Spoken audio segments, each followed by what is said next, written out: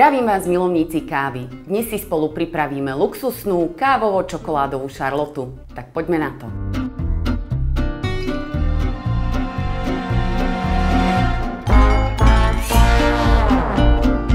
Čokoládu roztopte nad vodnou parou a nechajte chvíľu vychladnúť. Do misy dajte mascarpone, cukor, vanilkovú pastu, mletú kávu, šľahačku a vyšľahajte.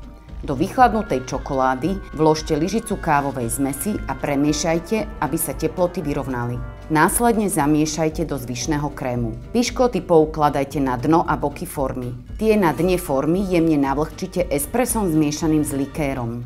Na piškoty rovnomerne rozotrite polovicu krému. Na krém uložte vrstvu piškót a znovu ich navlhčite likérovou kávou. Následne rozotrite druhú vrstvu krému. Uhladte a vložte do chladničky. Nechajte stuhnúť do druhého dňa. Ozdobte čokoládovými hoblinami.